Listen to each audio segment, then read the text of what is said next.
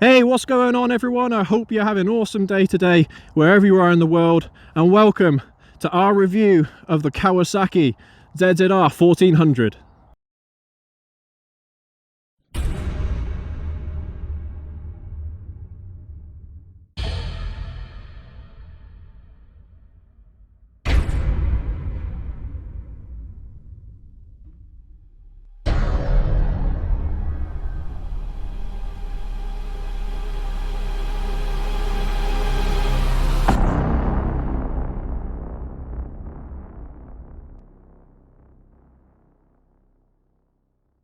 This is my 2016 performance sport Kawasaki ZZR1400, otherwise known as the ZX-14r. Created by the mad and brilliant engineers at Kawasaki, it's the second generation of its kind, and its sole purpose on this earth is to beat out the Hayabusa in every way.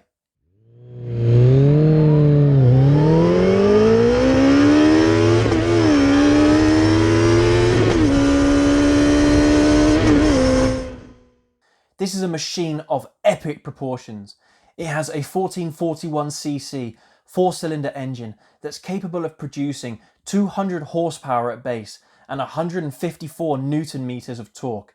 The ram air scoop forces even more air into the engine when travelling at high speeds, allowing the engine to produce up to an extra 10 horsepower. On spec, the ZZR can do 0 to 60 in 2.6 seconds and a standing quarter-mile time of 9.5 seconds. And it is electronically limited to a top speed of 186 miles per hour. Can we just stop and think for a second what kind of monster this is?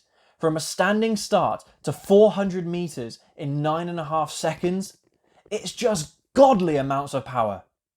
I'm not sure if any of you viewers in the UK have ever been to Thorpe Park, but if you want to experience the kind of power this motorcycle can deliver, have a go on the ride there called Stealth, and you'll know exactly what I'm talking about. Go, go, go!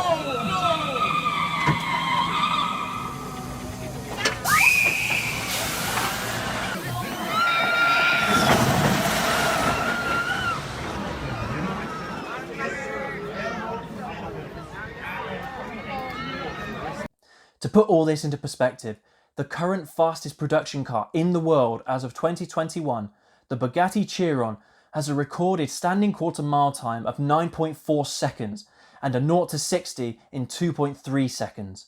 The cost of such a car is $3 million or 2.18 million pounds in today's money. The cost of a new ZZR 1400? Just shy of 16 grand sterling.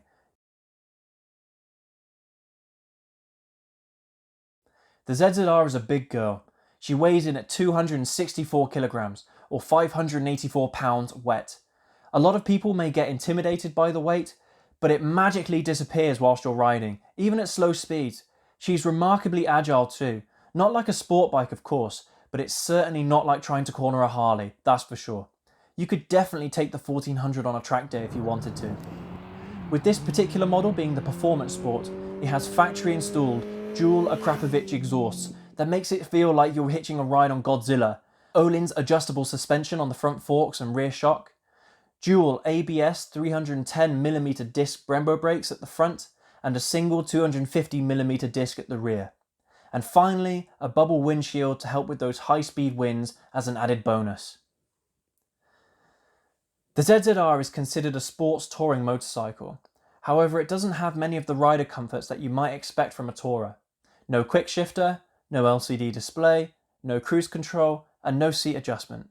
It is a very raw experience. I personally love that it doesn't have anything to distract you from the riding experience. It's almost entirely focused on the power, excitement, and adrenaline. Back to the touring aspect of the bike.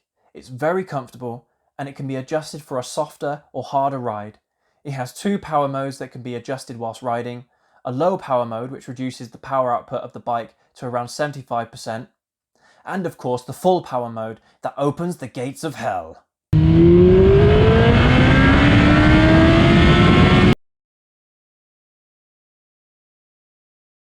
It has 3 levels of traction control, which can also be adjusted whilst riding. You can turn off the traction control entirely, however this can only be done at a standstill.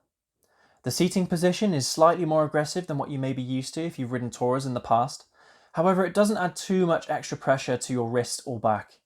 The rear sets are also positioned more aggressively when compared to a traditional touring motorcycle. Some riders may prefer their foot pegs to be a little further down when doing longer rides. Aftermarket adjustable rear sets may suit your needs if you find the ZZR to be a little too much on the aggressive side. The dashboard hasn't changed all that much from the first generation. Analog displays for both the speedo and rev counter, and the traditional digital display, which does feel a bit outdated by today's standards. I have to admit, it would have been a nice touch to make the dash a little more modern looking, even if just the digital display was updated to an LCD screen, just to add a little more flair. Though the look of the dash may seem outdated, it is still very functional. There are several different readouts you can get from the digital dash, including a gear indicator, battery voltage, engine temperature, outside temperature, fuel economy, and it also shows a little eco sign when you're riding sensibly. And there's nothing like seeing the needle of an analog speedo go up at a movie-like pace as you're accelerating.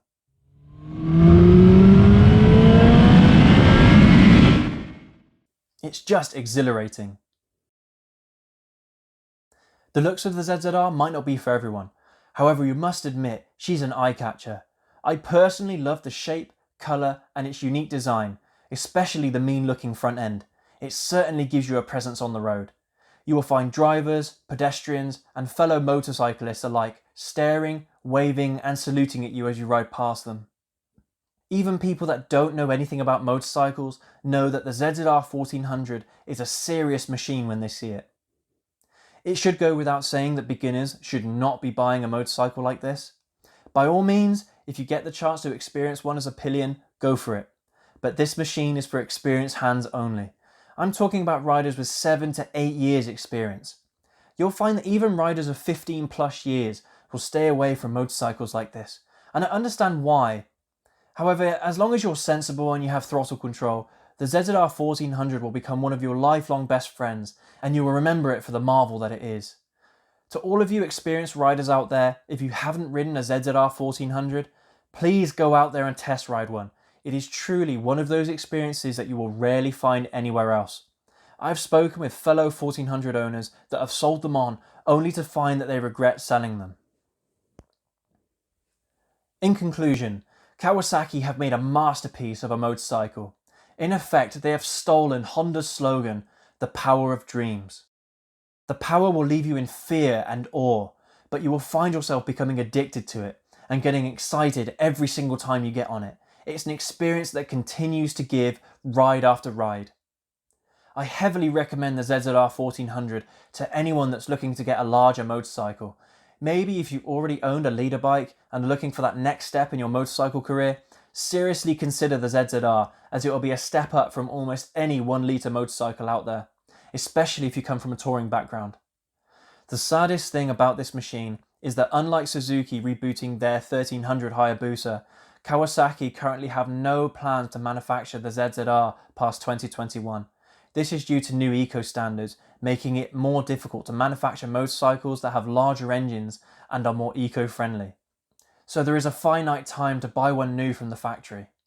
We can only hope that Kawasaki see that there is still a market out there for these kinds of machines, and that they can develop a 3rd generation 1400 that will compete with the new Hayabusa, as they did when the Japanese speed wars were still in full swing.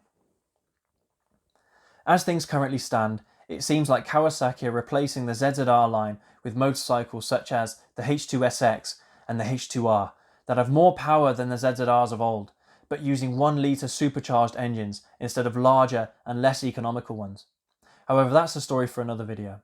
Thanks for watching, guys. I hope you enjoyed it. Please give us a thumbs up and subscribe if you did. Hit that notification bell to get updates on when we release new content. Which motorcycle do you think is better? The 1400? The Hayabusa, or even the Honda Blackbird? Let us know in the comment section below. Thanks again for watching. We'll see you in the next one.